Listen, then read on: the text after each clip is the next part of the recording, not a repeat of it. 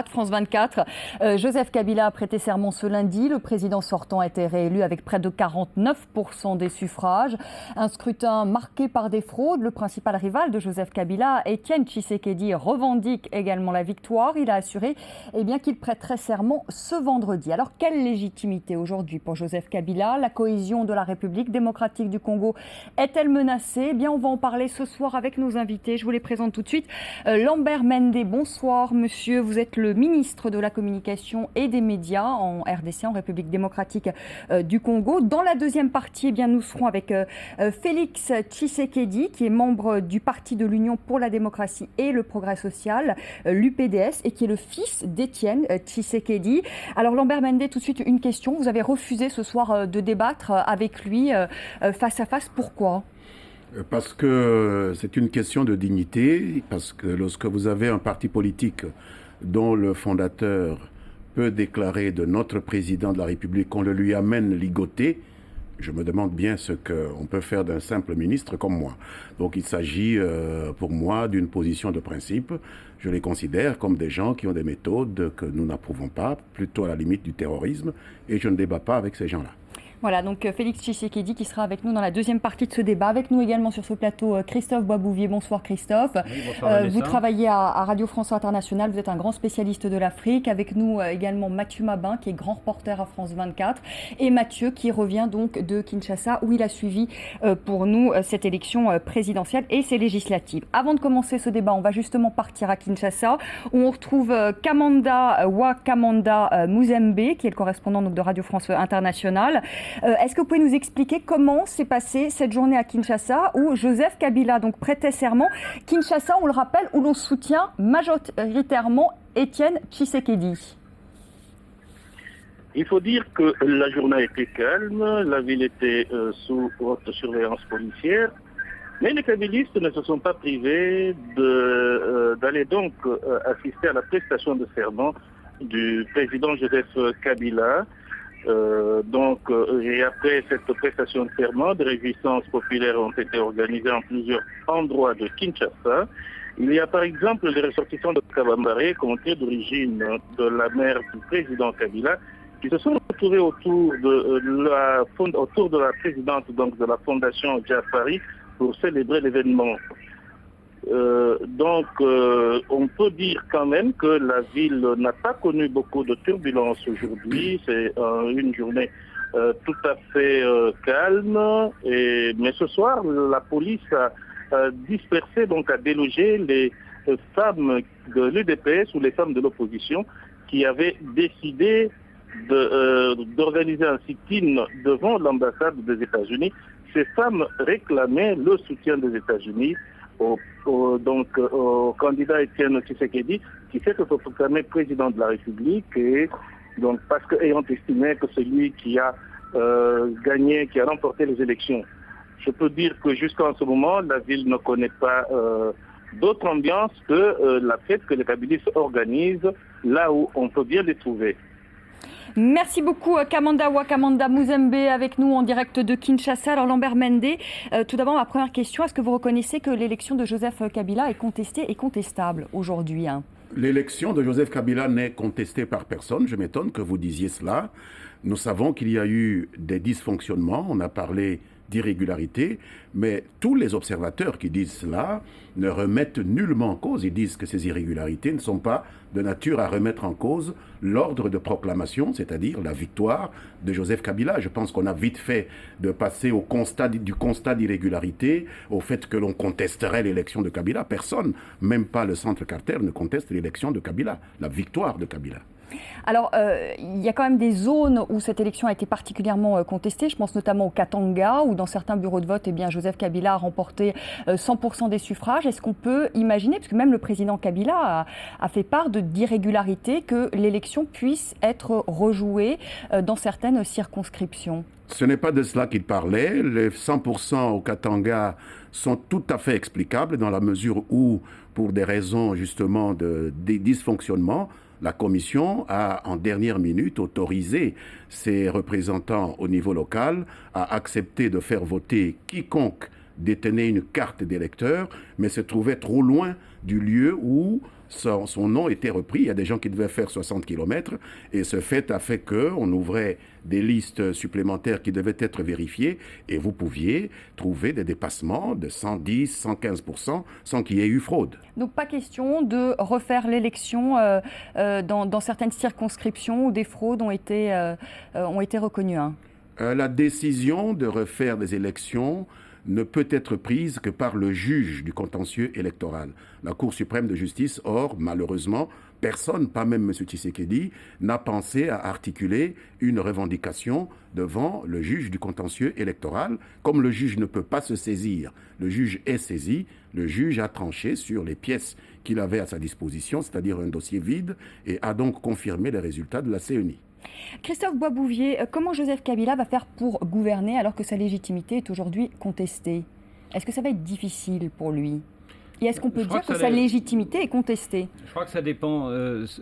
C'est trop tôt pour répondre. Je crois qu'il faut attendre déjà les rendez-vous qui viennent, notamment le rendez-vous politique de vendredi, puisque je crois que vous l'avez déjà dit, côté de Tshisekedi, on veut faire une prestation de serment parallèle vendredi au Stade des Martyrs. Il va falloir voir comment l'UDPS va s'organiser pour tenter de faire cette manifestation, comment les autorités vont réagir, est-ce qu'elles vont laisser faire ou est-ce qu'elles vont s'y opposer. Donc attendons déjà la fin du bras de fer actuel entre Joseph Kabila et Étienne Tshisekedi pour dire comment ensuite on pourra gouverner ce pays. Mais pour revenir à votre première question, je crois que ce qu'il faut dire, c'est que la cérémonie d'aujourd'hui, on l'a vu sur les images, là, c'est imposant, c'est un beau succès en termes d'organisation, avec beaucoup de monde, des défilés, les magistrats, etc. Mais très peu de représentation quand même occidentale et même africaine en fait. À part Robert Mugabe, qui d'ailleurs n'est pas un grand démocrate qui a fait le déplacement, il n'y a pas eu de chefs d'État africains qui ont fait le déplacement. Voilà, je crois que ce qu'il faut dire en deux mots, c'est-à-dire que c'était le seul chef d'État étranger, Robert Mugabe, le Zimbabwéen, qui, comme vous le dites, ne fait pas l'unanimité, loin de là.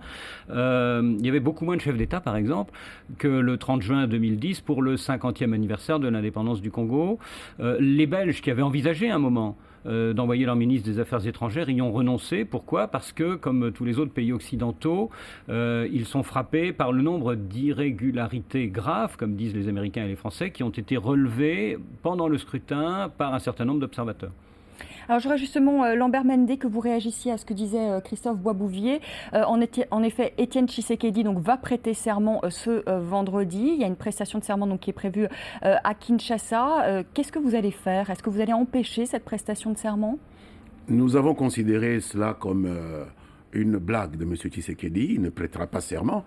Le serment est une catégorie juridique qui est organisée par la Constitution. On ne prête serment que lorsqu'on a été proclamé vainqueur de l'élection présidentielle par la Cour suprême de justice ou la Cour constitutionnelle. On ne prête serment que devant la Cour suprême de justice. Alors devant qui va-t-il prêter serment? Il va peut-être organiser une cérémonie, sûrement pas au stade des Martyrs. Il sait bien qu'il n'occupera pas le stade des Martyrs. Bref, nous entrons là dans le domaine du surréalisme, parce que ça n'a rien à voir avec la réalité institutionnelle telle qu'elle est en train de se décliner. Mais comment vous allez réagir à ça? S'il vient avec ses partisans au stade des Martyrs, est-ce que vous comptez utiliser la force? Vous allez l'en empêcher? Si c'est pour cela, il n'entrera pas au stade des Martyrs. Il n'y aura pas à l'empêcher, il n'entrera pas au stade des Martyrs, tout simplement. Si c'est pour donner la République en spectacle au monde entier avec des pitreries de cette nature-là, je ne vois pas comment il pourrait même accéder au stade des Martyrs. Ça m'étonnerait beaucoup. Si c'est pour un meeting, démocratiquement, il a le droit d'organiser des manifestations, mais venir se moquer de la République à ce point-là, je ne pense pas que les autorités municipales le laissent faire. Je n'ai pas autorité pour empêcher, mais je doute fort que la municipalité le laisse faire. Mathieu Mabin, vous qui étiez à Kinshasa, vous avez suivi donc pour nous ces élections. Comment les Congolais ont-ils vécu ce scrutin? Comment ont-ils vécu ces résultats? Dans quel état d'esprit sont-ils aujourd'hui? C'est assez difficile à dire parce que je crois que c'est d'abord très contrasté. Il faut se souvenir que le Congo, c'est 11 provinces qui communiquent assez peu entre elles parce qu'il est excessivement difficile de se déplacer au Congo. Le Congo, c'est un pays qui fait 4 fois la France, où il n'y a quasiment pas de route. 9% des routes nécessaires existent au Congo. Donc, dire comment les Congolais ont réagi, c'est difficile à dire. On a bien observé la population de Kinshasa, avec les équipes de France 24, qui sont là-bas depuis un mois. Évidemment, on est un peu dubitatif face au processus électoral qu'on a observé. Bien entendu, on a entendu ces observateurs étrangers qui remettaient en cause le déroulement des élections, la crédibilité de ces élections. Mais ce qui nous a frappé, en tout cas ce qui m'a frappé, c'est finalement la faible légitimité des organisations internationales déployées au Congo pour juger de la validité de ces élections. Il y a des chiffres qui sont assez frappants quand même. Je pense à l'Union européenne notamment, qui a formulé un communiqué quelques jours après la proclamation des résultats provisoires. L'Union européenne avait envoyé 147 observateurs au Congo. Il y a 63 000 bureaux de vote. Pour 63 000 bureaux de vote. 29 d'entre eux ont réussi à accéder à des bureaux de vote. Je crois que le ratio est sensiblement le même pour le Centre Carter, qui, il faut le rappeler, est une ONG internationale. Mais qu'est-ce que vous voulez nous dire en fait? C'est-à-dire que finalement ces organisations, ces observateurs internationaux qui dénoncent des irrégularités... eh bien, moi je m'interroge toujours... On peut les remettre en cause parce que finalement ils n'étaient pas aussi présents dans le pays. Comment ont-ils fait pour... Comment ont-elles fait? Absolument. Il y a un contraste assez frappant entre les moyens mis en œuvre par l'Union européenne en 2006 pour les premières élections de ce pays, toute jeune démocratie, on en est au 2e scrutin de l'histoire du Congo. Il y a un décalage important entre les moyens mis en œuvre par l'Union européenne en 2006, moyens humains et financiers, et ce qui a été accordé cette année. Alors évidemment, c'est vrai que le gouvernement congolais a affirmé qu'il était capable d'organiser seul ces élections. Enfin, il faut être réaliste. Encore une fois, la démocratie congolaise, elle est toute jeune. C'est un bébé démocratie dans un pays immense où il est excessivement difficile de se déplacer. Ne serait-ce que déplacer des urnes, collecter des urnes, c'est quasiment mission impossible au Congo. Lambert Mende, pas question, on l'a bien compris, donc de rejouer des élections dans les circonscriptions où des fraudes ont été pointées du doigt. Est-ce que vous seriez d'accord pour mettre en place, pour apaiser, pour tendre la main peut-être aujourd'hui à l'opposition, à mettre en place un gouvernement d'union nationale?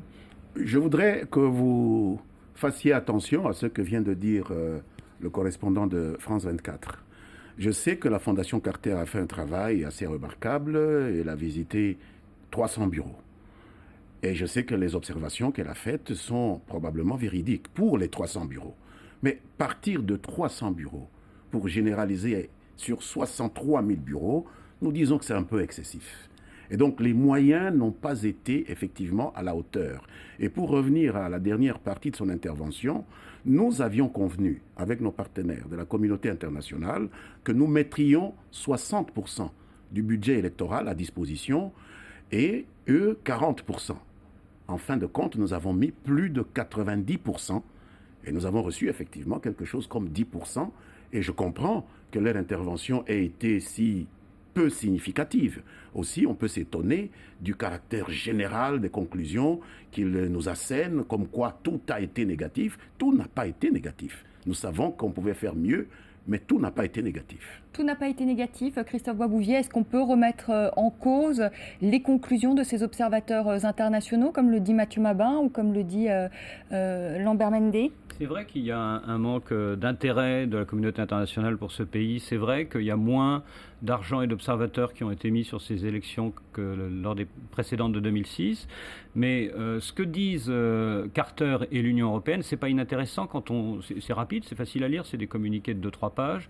Ce que dit par exemple l'Union européenne, c'est que les résultats bureau de vote par bureau de vote publiés par la commission électorale ne correspondent pas pour un certain nombre aux résultats qui ont été affichés sur les procès-verbaux le soir du vote. Ce que dit aussi l'Union européenne, c'est que dans un certain nombre de centres de collecte des résultats, il y en a 169 à travers le pays, donc c'est quand même moins que les 63 000 bureaux de vote, 169. Dans un certain nombre de ces 169 centres de collecte, les témoins congolais et les observateurs étrangers n'ont pas pu entrer dans les locaux pour voir comment se passait la collecte, la compilation. Et dernière chose, peut-être la plus importante, puisque c'est au sein des saints, c'est à Kinshasa, c'est au Centre national de traitement, là où arrivaient tous les résultats locaux sur place, et là où étaient consolidés les résultats. Pareil, pas d'accès pour les témoins et les observateurs. Donc la question que pose l'Union européenne, c'est est-ce qu'il y avait quelque chose à cacher ? Est-ce qu'il y avait quelque chose à cacher, Lambert Mende? C'est une question qui peut se poser à la Commission électorale nationale indépendante. Nous constatons qu'il y a eu deux problèmes, fondamentalement. Il y a l'inexpérience de la Commission électorale nationale indépendante. Nous avions une commission qui avait accumulé pas mal d'expérience avec l'abbé Malou Malou, qui avait travaillé en 2006, mais qu'à la demande de l'opposition et d'une partie de l'Église catholique, notamment le cardinal Monsengo, il a fallu mettre en congé. Et donc, quelques mois seulement avant les élections, il nous a fallu créer une nouvelle administration électorale. On ne voit pas qui serait venu, dans les mêmes conditions, sans expérience, faire un travail sans faute. Donc, ces gens sont en train aujourd'hui d'être victimes de la relative jeunesse de leur administration. Deuxième élément qui a perturbé le processus, c'est le climat de violence dont on ne parle pas assez.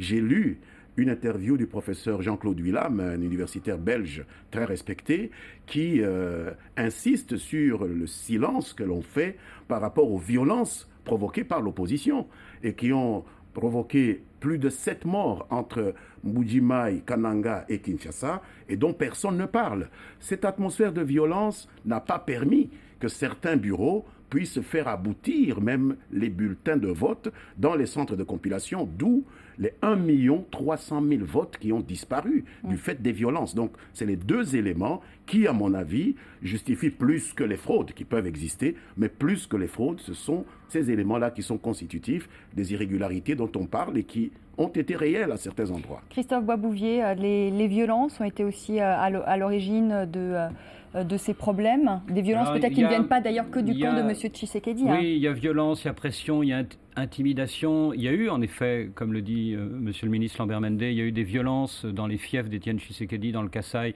qui n'ont pas facilité les opérations de vote, c'est évident. Il y a eu aussi sans doute des pressions et des intimidations de l'autre côté, Joseph Kabila. Il y a quand même des choses extraordinaires dans les résultats officiels de la commission électorale. Il y a une circonscription de 268 000 habitants dans le nord du Katanga, où 100% des 268 000 votants ont voté Kabila. C'est-à-dire qu'il n'y a pas un seul de ces 270 000 habitants qui a voté pour l'un des 10 autres candidats. On peut se poser des questions. On peut se poser des questions. Une dernière question, Monsieur le ministre. Je vous la repose là parce que vous n'y avez pas répondu. En signe d'apaisement, tendre la main à l'opposition, est-ce que vous êtes prêt demain à un gouvernement d'union nationale? Deux choses. D'abord, la famille politique du président, la majorité présidentielle l'a invité avec beaucoup d'insistance à tendre la main à toutes les autres forces, celles qui n'ont pas gagné. Et lui-même, le président, y a répondu aujourd'hui, à notre grand bonheur, en annonçant qu'il restait ouvert à toutes les autres forces politiques parce qu'il se considérait, je le cite un peu de mémoire, comme le président de tous les Congolais, aussi bien de ceux qui avaient voté pour lui que de ceux qui n'avaient pas su convaincre et qui donc n'ont pas voté pour lui. Je pense que c'est une base de départ et le président nous a déjà prouvé dans un passé pas très éloigné qu'il était capable de travailler avec ses adversaires. Souvenez-vous des épisodes de Jean-Pierre Bemba qui avait fait la guerre contre lui, mais avec lequel il a travaillé dans le régime 1+4. Je ne pense pas que Tshisekedi soit dans la même position. Tshisekedi n'a jamais porté les armes contre Kabila. Il est un peu excessif. Il a des discours un peu grossiers. Mais je pense qu'il est possible, s'il le veut, parce qu'il faut être deux pour amorcer une collaboration. Vous êtes ouvert à une éventuelle collaboration avec Étienne Tshisekedi. Le président l'a dit, il est ouvert à tous ceux qui veulent se joindre à son leadership pour mener le Congo vers son développement. Merci beaucoup Lambert Mende, Monsieur le ministre. Merci beaucoup d'être venu sur le plateau de France 24. On va recevoir donc dans un instant Félix Tshisekedi qui est le fils d'Étienne Tshisekedi. Et nous sommes toujours avec Christophe Boisbouvier de RFI et Mathieu Mabin de France 24. À tout de suite.